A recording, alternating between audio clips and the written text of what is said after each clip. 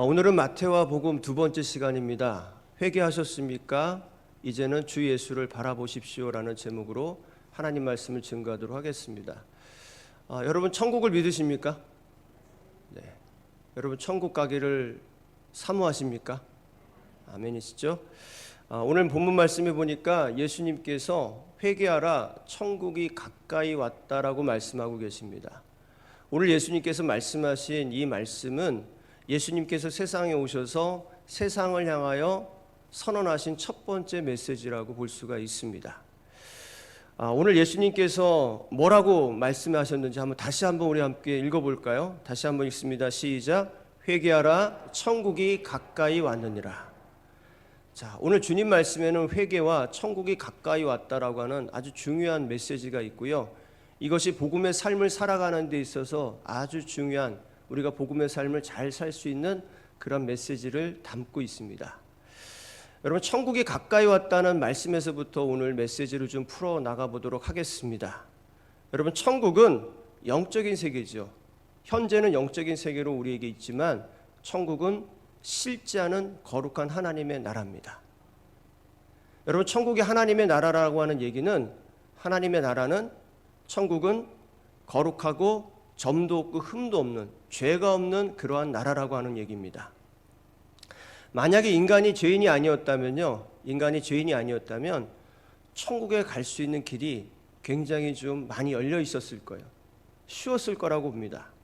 그러나 죄인인 인간이 자기 스스로 천국에 들어갈 수 있는 것은 100% 불가능한 현실입니다.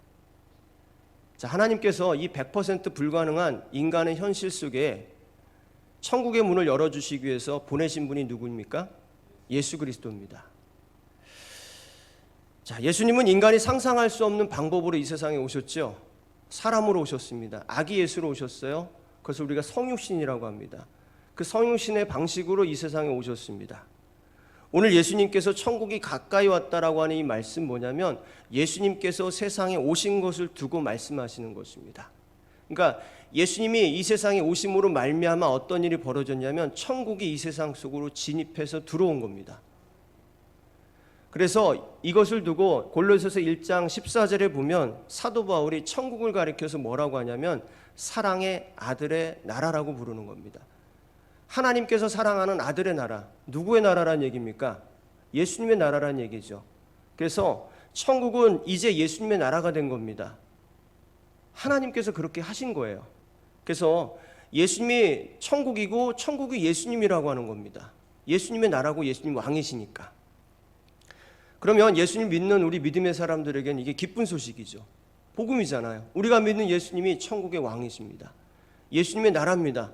그러니까 예수님 믿는 우리들은 그 믿음으로 말미암아 예수님의 나라에 들어갈 수 있는 길이 활짝 열린 거잖아요. 그래서 여러분 우리에게 기쁨이고 복음인 겁니다. 자, 그래서 이런 얘기가 있잖아요. 이런 찬양이 있습니다. 예수님이 계신 곳은, 예수님과 동행하는 그 어느 곳은 다 뭐라고 합니까? 하늘나라라고 하잖아요. 이게 복음을 아주 잘 설명해 놓은 그런 찬양이라고 볼 수가 있습니다. 여러분 천국 자체이신 예수님께서 오늘 뭐라고 하냐면 세상을 향하여, 곧 우리를 향하여 뭐라고 하냐면 회개하라고 하십니다. 회개하라. 회개함 없이는 천국에 들어갈 수 없다고 말씀하시는 거예요. 회개함 없이는 결코 천국에 들어갈 수 없다. 예수님과 함께 동행하며 예수님과 함께 먹고 자고 살았다 할지라도 회개함 없이는 결단코 천국에 들어갈 수 없다고 말씀하시는 거예요. 여러분 마태복음 7장에 보시면 예수님께서 산상설교를 마치시고 난 후에 이런 말씀을 하시잖아요. 나더러 주여 주여 하는 자마다 다 천국에 들어갈 것이 아니다.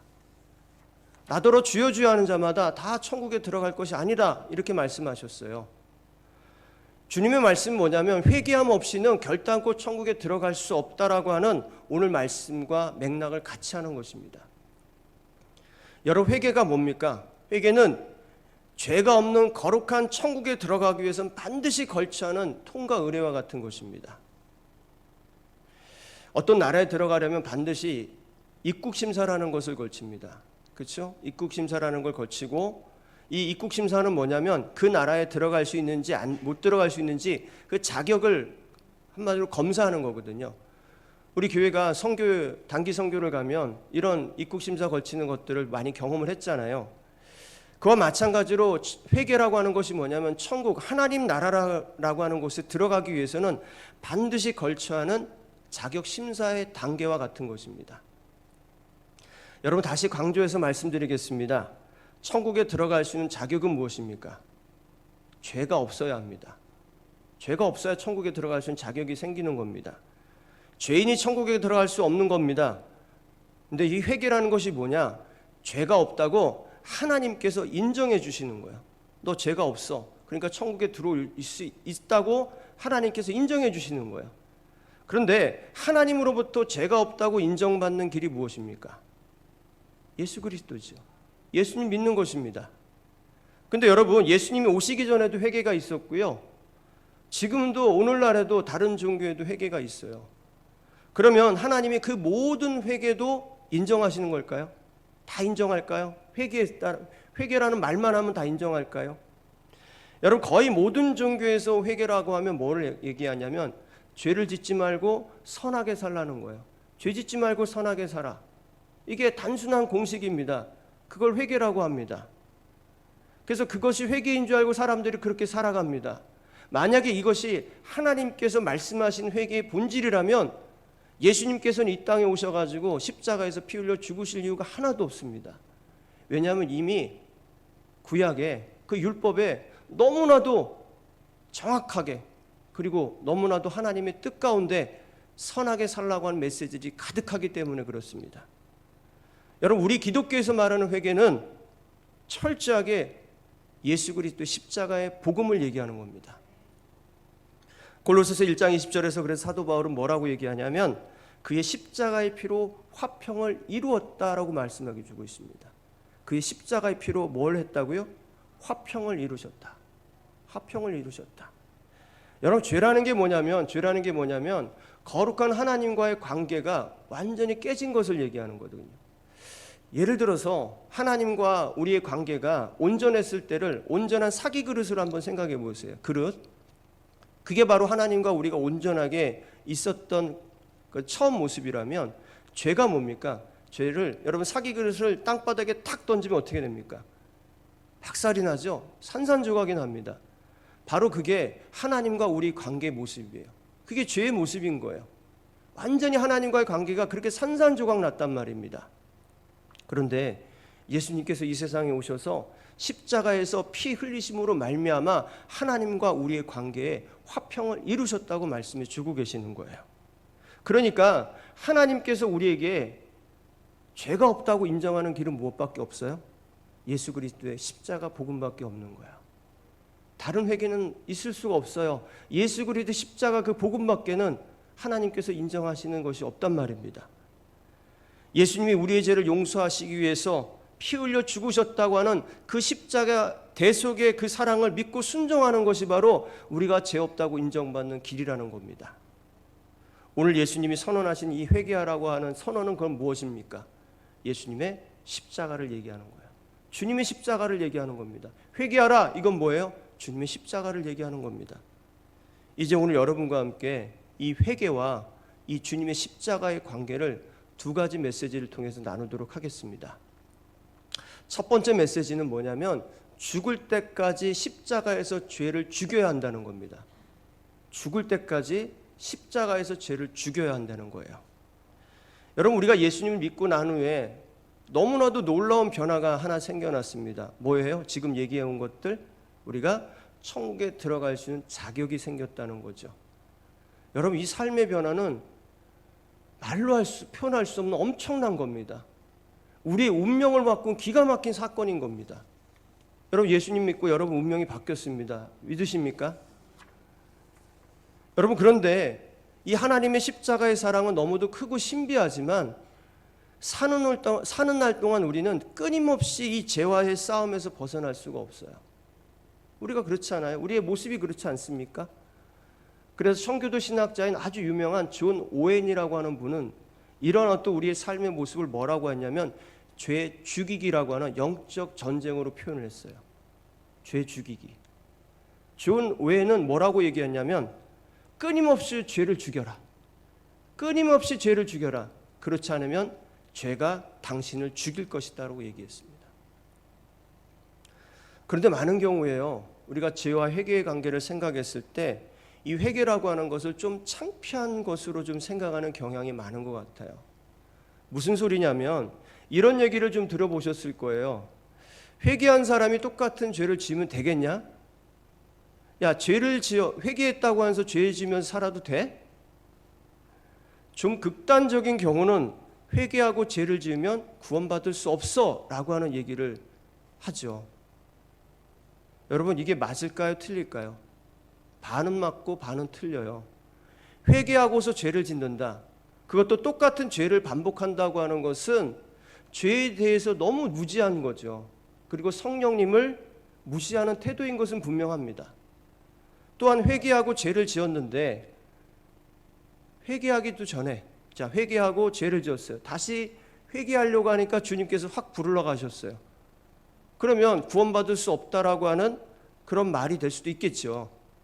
그러나 여러분, 인간이 예수님 믿고 구원받았다고 해서 완전히 거룩한 존재로 확 바뀐 건 아니란 말입니다. 회개를 만병통치약처럼 여기는 것은 잘못된 것이지만 성경에서 말하는 회개는요, 현재형입니다. 자, 현재형이라는 말이 무슨 뜻이냐면 우리가 회개하고서 다시 죄를 지을 수 있고, 그리고 죄를 지었을 때 다시 회개하고 그 순간에 용서를 받을 수 있다는 거예요. 즉 우리가 회개하라는 삶이, 회개의 삶이 뭐냐면 주님이 부르신 날까지 계속해서 죄와 싸우는 삶이라는 얘기입니다. 무슨 성자라도 된 것처럼, 야, 회개한 사람이 죄를 지으면 되겠어? 다시는 죄 짓지 않고 살아야지, 경건하게 살아야지, 거룩하게 살아야지, 이렇게 얘기하는 분들이 있다면 정말 거룩한 그런 어떤 성자의 모습으로 살아가고 있을까요? 물론 겉으로 비추는 건 그럴 수 있겠지만 우리 예수님께서 뭐라고 하셨습니까? 마음속에 죄 하나까지라도 그게 죄라고 말씀하셨거든요. 완전히 떳떳하게 나는 죄 없는 사람이라고, 거룩한 사람이라고 그렇게 얘기하며 자부하며 살아갈 수 있는 사람이 과연 있을까 하는 것입니다. 회개와 죄의 관계를 우리 여기 어린 친구들도 있으니까 좀 쉽게 좀 비유를 들어서 보면 이렇습니다. 여러분, 우리가 예수님 믿기 전에는 100% 죄인이에요. 자, 죄예요. 그러면 우리가 처음 예수님 믿었을 때는 이렇게 한번 생각해 보세요. 믿음이 10이에요. 그리고 죄가 90이에요. 믿음이 10, 그리고 죄가 90. 자, 십자가 복음을 알고 난 후에 어떤 일이 벌어지냐면 내 안에 성령님께서 오시잖아요. 성령님께서 내 안에 죄를 밀어내고 그 죄를 죽이게 하셔요. 계속 인도해 가시는 거예요. 하나님, 예수님, 이 성령님은 죄를 정말 미워하시거든요. 그러니 예수님 믿는 사람 안에 있는 죄를 계속해서 밀어내고 죽이게 하시고 인도해 가시죠. 그러니까 점점 믿음이 커지고 뭐가 작아지는 거예요? 죄가 작아져 가는 거죠. 처음에는 10대 90이었어요. 그러다가 조금 있다가 더 기도하고 더 믿음으로 나아가니까 20대 80이 되고 또 40대 60이 되고 어느 날 갑자기 50대 50이 되는 거예요. 그리고 역전이 돼요. 어떻게 역전이 됩니까? 60대 40, 믿음이 60이고 죄가 40이 되고 믿음이 80이 되고 죄가 20이 되고 그리고 90이 되고 10이 되고 99가 되고 1이 되는, 이렇게 죄를 내 속에서 밀어내고 죄를 죽이면서 치열하게 십자가 복음을 붙들고 살아가는 존재가 누구냐? 그게 바로 크리스찬인 거예요. 이렇게 죄와 싸우다 보면요, 끊어내지 못하던 그 죄가 어느 날 갑자기 뚝 하고 끊어지는 것을 체험하게 되는 거예요. 아, 정말 나는 이 죄는 끊어낼 수 없을 것 같았어.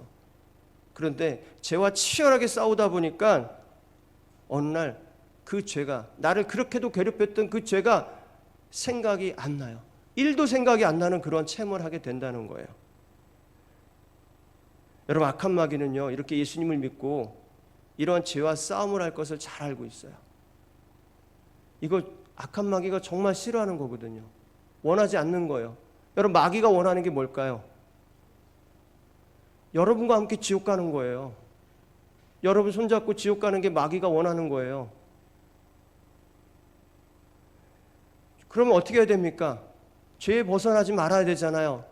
그런데 죄에 벗어나서 지옥에서 그 불구덩이에 벗어나지 말아야지 지옥 불구덩이에 나랑 같이 갈 거라고 생각했는데 자꾸 죄와 싸워서 이기면 어떻게 되겠습니까? 싫죠. 마귀는 여러분이 죄에서 벗어나는 거 싫어합니다. 그래서 이렇게 죄와 싸울 때 마귀가 쓰는 방법이 있어요. 쓰는 수법이 있어요. 여러분, 세상이 아무리 변해도 마귀의 수법은 변하지 않아요. 우리 금요일 날 우리 기도회 때 말씀드렸잖아요. 영적 전쟁에 대해서 말씀드릴 때 뭐라고 했습니까?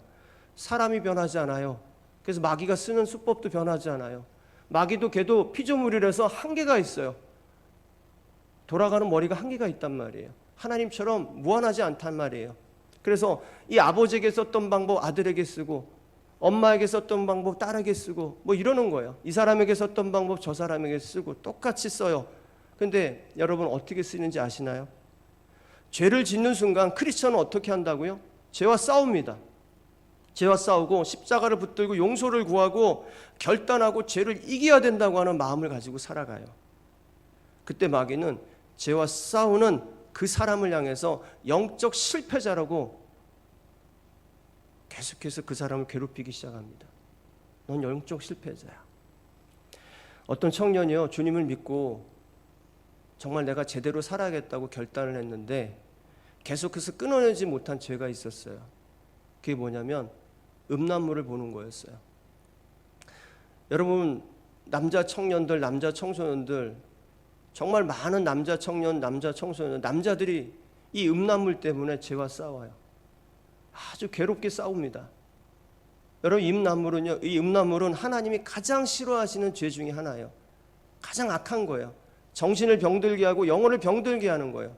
하나님 그래서 가장 싫어하는 죄 중에 첫 번째가 하는 것이 바로 우상과 음란인 거예요. 그 청년도 이런 말씀을 알고 있었고 들었기 때문에 끊어내려고 정말 열심히 기도하면서 끊어내려고 했어요. 근데 잘 안 되는 거예요. 그리고 이제 결혼까지 했어요. 결혼하고 나서 처음에는 끊어지는 것 같았어요. 아, 내가 끊어냈구나. 그런데 얼마 지나지 않아서 다시 음란물에 손을 대기 시작합니다. 여러분, 정신의학이라든지 세상의 심리학적인 방법을 가지고도 한번 그걸 고쳐보려고 했어요. 잘 안 되는 거예요. 그러니까 어떻게 될까요? 점점 신앙생활이 힘들어지죠. 그럼 찾아오는 게 뭐예요? 야, 이건 그냥 끊을 수 없는 건가 봐. 자포자기하며 살아갈 수밖에 없는 그런 상태에 이르게 되었던 겁니다. 여러분, 마귀가 지금 죄와 싸우고 있었던 이 청년에게 어떤 짓을 한 걸까요? 죄와 싸웠잖아요. 안 싸운 게 아니잖아요. 이 청년에게 무슨 짓을 한 겁니까? 수년 동안 똑같은 말로 이 청년을 무너뜨렸어요. 뭐라고요? 넌 원래 그런 놈이야. 너 같은 놈이 무슨 하나님의 아들이야. 너처럼 죄를 반복하는 사람을 하나님이 용서하시겠어? 그게 말이 돼? 너 같으면 용서하겠니? 너 같으면 너 같은 사람을 받아주겠어? 교회에 갔더니 회개한 사람이 다시 죄를 지으면 주님을 무슨 면목으로 보냐고 얘기를 해요. 다시 죄를 짓는 사람은 회개한 사람이 아니다, 가짜 크리스찬이다, 이런 메시지를 듣는 거예요. 여러분이 이 청년이라면 어떤 마음이 들겠습니까? 여러분, 마귀의 말은요, 어느 면에서 놀아요. 야, 너 같은 놈이 어떻게 그렇게 똑같은 죄를 짓는 놈이 어떻게 하나님의 아들이라고 할 수 있어? 어느 면에서 올 테니까요. 교회에서 들은 메시지 어느 면에서 놀아요. 그러나 십자가의 복음에서는 틀렸어요. 여러분, 언제든지 돌아가면 주님의 사랑과 용서가 그 사람 가운데 임하는 것이 십자가의 복음인 겁니다. 돌아가면 돼요. 여러분, 탕자 이야기 기억하시잖아요. 탕자가 어떻게 했어요? 부끄럽고 죄송했지만 울며 하나님 아버지께 돌아가니까 어떤 일이 벌어졌습니까? 회복하는 기회가 주어졌잖아요. 여러분, 주님께 돌아가면 받아주시는 겁니다. 그게 복음입니다. 그러나 이 신비하고 놀라운 이 사랑, 이 복음을 고의적으로 이용하지 마세요. 고의적으로 이용한다는 게 뭔지 아시죠? 고의적으로 이용하지만 않는다면 여러분, 이 복음의 은혜를 받을 수 있습니다. 그리고 죽기 전에 회개하고 반드시 돌아서야 된다는 것을 기억하십시오. 여러분 왜 그럴까요? 인간은 날 때 순서가 있지만 죽을 때는 순서가 없대잖아요. 언제 여러분 우리가 불러갈지 몰라요. 하나님 불러가실지 몰라요. 내가 어리니까, 아직 젊으니까 나는 오래오래 살 거야. 그걸 누가 장담할 수 있겠어요? 그러니 속히 끊어야 될 죄가 있다면 용서하시는 주님을 믿고 주님 앞에 속히 나가야 됩니다. 죄와 싸워서 죄를 죽여야 내가 산다는 것을 기억하시길 간절히 소망합니다. 그러면 여러분이 싸우고 있었던 그 죄를 끊어내고 십자가에 승리하는 은혜를 체험하게 될 것입니다. 내 능력이 있어서 그렇게 되는 것이 아닙니다. 내가 그렇게 하는 게 아닙니다. 내가 십자가 붙들고 나아가니까 주님께서 그렇게 해주시는 겁니다. 주님께서 죄를 끊어내게 해주시는 그 은혜를 받는 여러분 되시길 간절히 소망합니다. 회개와 주님의 십자가의 관계 두 번째 메시지는요, 주 예수를 바라보라는 겁니다. 회개하고 주님의 십자가의 관계를 생각해 볼 때 가장 중요한 게 주 예수를 바라보는 거예요. 복음주의 신학자인 노버트 콜먼이라고 하는 분이 다시 복음의 핵심이라는 책에서 이런 얘기를 해줍니다. 아주 중요한 말인데, 회개는 사람이 마음을 돌이켜서 구원이라는 선물을 받을 수 있도록 준비하는 단계이다, 과정이다. 자, 회개가 뭐라고요? 마음을 돌이켜요. 세상을 향했던 마음, 죄를 향했던 마음을 돌이켜서 하나님을 향해 가는 거예요. 하나님을 향해 돌이키니까 그때 하나님이 주시는 구원의 선물을 받을 수 있는 준비하는 과정이 되는 겁니다. 그러나 얘기하기를 막상 구원을 얻게 하는 것은 그리스도를 믿는 것이다. 같은 책에서 콜먼은 이 믿음에 대해서 뭐라고 하냐면, 구원받기 위한 믿음은 오직 예수 그리스도를 바라보는 것이다, 이렇게 얘기합니다. 여러분, 예수 그리스도를 바라본다는 것이 무엇입니까? 바로 십자가를 바라보라는 얘기죠. 제가 십자가를 바라보라고 하니까 엉뚱하게도 십자가를 하나 사가지고 그것만 바라보라는 얘기로 들으시면 안 되잖아요. 그렇죠? 십자가 바라보라 그랬어. 우리 목사님 십자가 바라보라 했으니까 난 바라보면서 죄를 이길 거야. 여러분, 이건 무속적이고 미신적인 거죠. 여러분, 수능시험이 다가오면 어떤 일이 벌어집니까? 아주 영험하다고 소문난 돌멩이 놓고도 사람들이 두 손 빌고 난리 납니다. 십자가가 그런 미신적인 의미로 바라보라는 얘기가 아닙니다. 복음이 실제가 되라고 하는 것입니다. 복음이 실제가 되게 하라는 거예요. 여러분, 복음이 실제가 되게 한다는 거, 십자가를 바라보라는 것은 복음이 실제가 되게 한다는 것인데, 그 복음이 실제가 되는 것이 뭐냐면 반드시 우리 주 예수 그리스도와 함께 살아가는 겁니다. 함께 살아가는, 주님과 함께 동행하는 것, 그것이 바로 십자가를 바라보는 삶입니다. 여러분, 우리 주님이 함께 하시기 때문에 나의 회개가 진정한 회개가 되는 것이고 나의 믿음이 온전한 믿음이 되는 것입니다. 그럼 우리 주 예수와 함께 사는 삶의 모습의 실제적인 모습은 어떤 것일까요? 우리 한번 성경에서 한번 답을 찾아볼게요. 여러분, 예수님과 함께 십자가 양편에 달렸던 두 명의 강도 이야기를 아시죠? 누가복음에 보면 잘 나와 있는데, 여러분, 그 십자가에서 주님과 함께 십자가에 달렸던 두 강도가 그 십자가 위에서 운명이 완전히 갈라졌어요. 그렇죠? 똑같은 강도였는데, 똑같은 죄를 짓고 십자가 달렸던 강도가 어떻게 해서 그 죽음 앞에서, 그 죽음을 코앞에 둔 앞에서 운명이 갈라진 일이 일어났을까요? 여러분, 두 사람 모두 예수님을 전에는 한 번도 본 적이 없었어요. 한 번도 만난 적이 없었어요. 그들은 자기들과 같이 십자가에 지금 매달려 죽게 될 예수님이 누구인지를 십자가 위에서 처음 느꼈을 뿐이에요. 자, 우리가 그 세 개의 십자가가 달려있는 거, 그 밑에 우리가 있다고 한번 상상해 보세요. 여러분, 우리는 잘 알고 있죠. 우리는 분명히 예수님께서 아무 죄가 없이 십자가에 매달려 있다는 걸 잘 알고 있습니다. 그런데 두 명은 어떤 사람들입니까? 그들은 악한 죄를 범해서 지금 십자가에 매달려 있다는 것을 우리는 너무나도 잘 알고 있습니다. 그런데 세 사람은 어떤 지금 운명이냐면 같은 날 같이 죽게 될 운명이에요. 자, 한번 생각해 보세요. 내가 같이 죽게 될 운명이 지금 세 명이 있다. 나 빼고 두 명이 같이 있다. 그러면 여러분 좀 사람이라는 게 그렇지 않아요? 서로 좀 처량한 신세라고 하는 걸 이해해 줘야 되는 거 아니겠어요? 야, 너도 참 불쌍하다. 뭐 이러면서 좀 이해해 줘야 될 것 같은데, 그런데 강도 중 한 명은 뭐라고 했냐면 예수님을 바라보면서 네가 그리스도냐? 네가 그리스도냐? 그러면 나를 좀 구원해 달라고 얘기했어요. 여러분, 이 강도가 지금 예수님께 조롱조로 얘기했는데, 이 조롱조로 얘기한 구원해 달라고 하는 건 뭐냐면 우리가 생각하는 죄사함 받고 영생을 이루는 구원을 얘기한 게 아니에요. 무슨 구원입니까? 야, 네가 그리스도면 이 처절한 십자가에서 좀 나를 좀 자유롭게 해줘. 나 너무 힘들고 아프거든. 나 고통스럽거든. 너 그리스도라며 너도 내려가고 나도 내려가고 같이 살자는 거예요. 여러분, 그 강도는요, 억울하게 덫에 걸려가지고 울부짖는 짐승처럼요, 그리스도 예수 옆에서 그렇게 죽어갔습니다. 여러분, 이 강도의 모습은 처절하게 자신의 삶을 원망하면서 죽어가는 세상에 속한 사람들의 모습인 거예요. 하나님이 계시다면 왜 이런 일이 벌어져? 야, 하나님이 계시다고, 선하신 하나님이 계시다면 왜 나같이 이렇게 죄를 지을 수밖에 없는 악한 세상과 환경 속에서 내가 태어나야 해?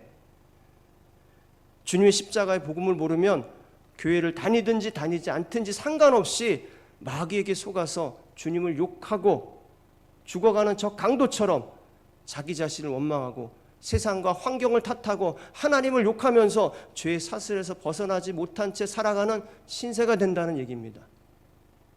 바로 옆에 주님이 계셨는데, 그리스도가 계셨는데 그 강도는 짐승처럼 울부짖으며 죽어갔어요. 이제 눈을 돌려서 다른 한편에 한번 강도를 한번 생각해 보세요. 다른 편의 강도는 어떻게 되었습니까? 그는 그 강도가 조롱하면서 얘기했을 때 가만히 침묵하고 있었어요. 그리고 강도가 그 조롱이 마치고 나니까 얘기합니다. 야, 우리는 우리가 행한 지금 죗값을 받고 있는 거야. 그런데 이분에게 행하는 이거는 이 십자가 형벌은 정당한 게 아니야. 이분은 아무 죄도 없는 분인데 이 십자가 지금 형벌을 받고 있어. 자기가 뭐라고요? 십자가 위에서 예수님을 지금 변호하고 있어요.